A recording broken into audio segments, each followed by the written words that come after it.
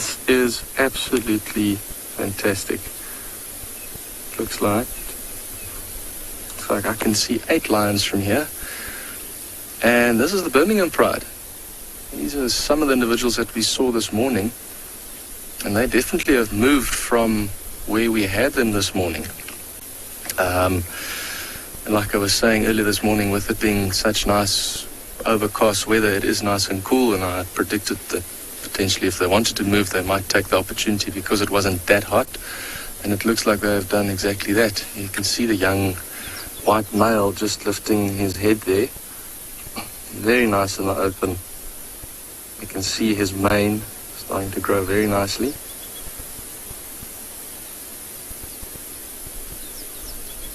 And all the other ones are still passed out completely. You see the young male lion, the older one at the back there, he's passed out flat on his back. The one next to him also legs in the air. But judging by the size of their bellies, I don't think that they have eaten. Like I said this morning, where they were, it looked, well, we could at least hear impalas alarming, that maybe the impalas had seen them. But it doesn't look like they've managed to kill something. If they did, they probably wouldn't have moved off. But then again, also, an impala between 8 mouths wouldn't really even make a dent in their stomachs. But if it was something that they'd eaten and it was a big kill, they probably would be close to the carcass, and you would clearly see those stomachs would be full and round, and the breathing wouldn't be as relaxed as it is now. It would be very, very heavy breathing because of that full stomach that's pushing on their diaphragm. But actually, what a superb setting, having the Pride on the river. That is absolutely lovely.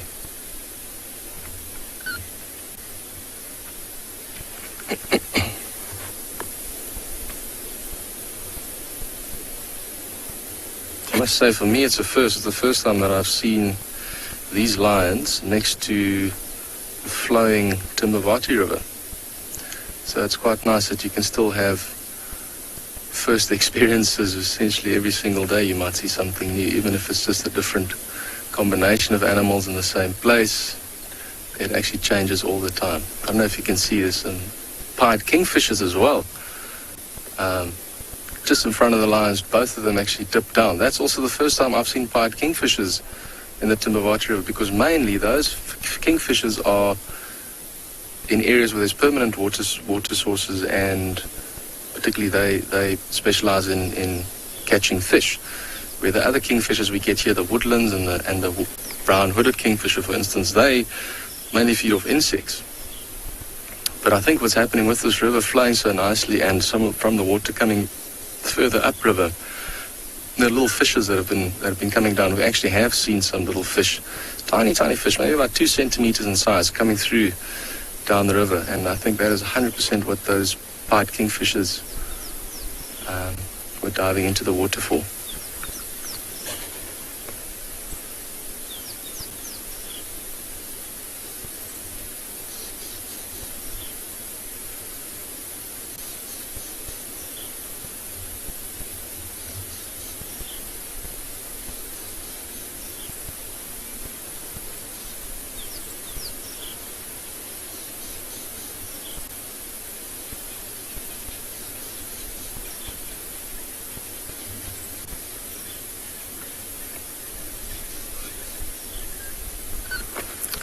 But this is such a pretty picture. We are not going to go anywhere. We'll stay here for a little bit to see what they get up to.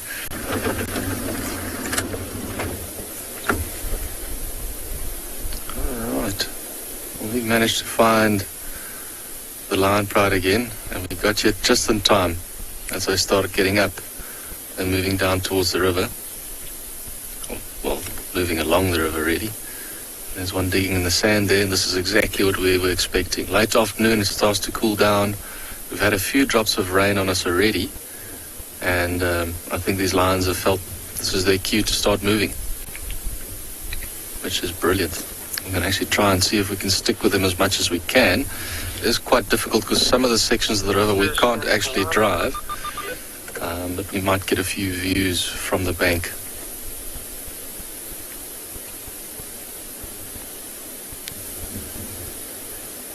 but that was perfect timing.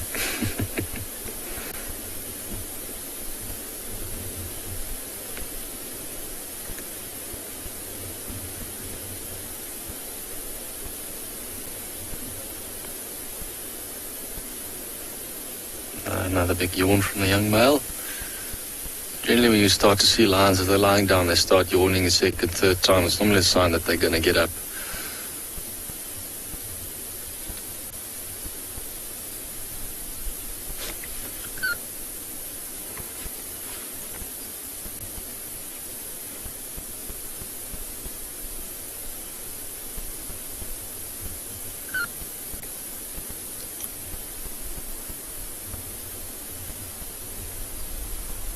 Trying to see, looks like that male is sort of almost like listening further down the river. I wonder if he's heard something.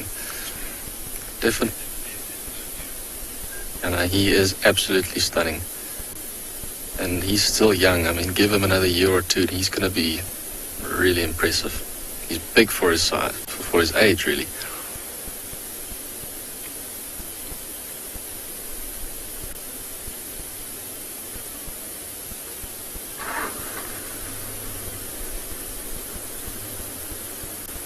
Busy grooming himself, and it's amazing to see how meticulous lions are actually about cleaning themselves, especially if, even just daily, not just after a kill, but they'll make sure they're groomed and licked and make sure everything on their face is cleaned and their paws. And you can just imagine how, with that rough tongue, I mean, like a normal house cat's tongue is already rough, and that must be at least 10 times or even more rough than that. So it really can get all the dust and even all, dried blood, anything that's dirt really can just be licked off very easily.